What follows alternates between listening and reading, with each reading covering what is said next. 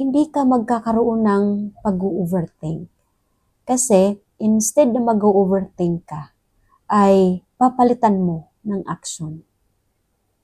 Kasi kapag wala kang nagawa, wala kang action, wala kang hakbang, mag-overthink ka talaga.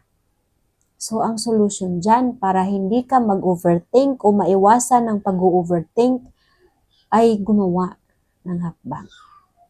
Kasi the more na ginagawa natin yung action, ay nagkakaroon tayo ng clarity. Sasabihin na, ganito pala. Ganito pala yung process. Kaya pala ganito. So, hindi na natin kailangan na hintayin yung bagay na simulan kung kailan ay perfect na.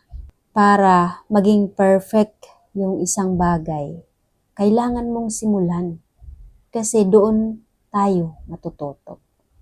Mental clarity begins when you decide what deserves space in your mind. So, let go gently, think clearly, and live peacefully. Gumugulo lang yung ating isipan kapag hindi natin naintindihan.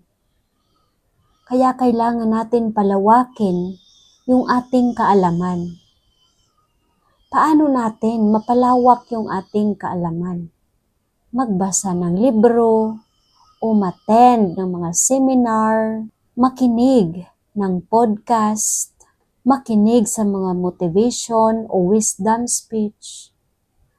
Kasi the more na pinifeed natin yung ating sarili ng mga magagandang information, ay nagkakaroon tayo ng malinaw na pag-iisip.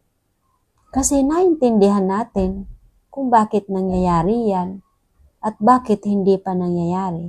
Kaya the more na nagiging learner tayo, nagiging masaya tayo. Kasi ang saya napakasaya ng marami tayong natututunan. Kaya sana may natutunan kayo sa episode na to at laging tandaan na success is not about money.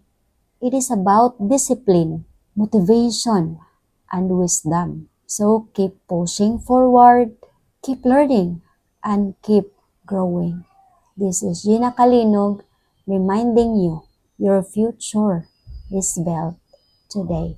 See you sa next topic natin.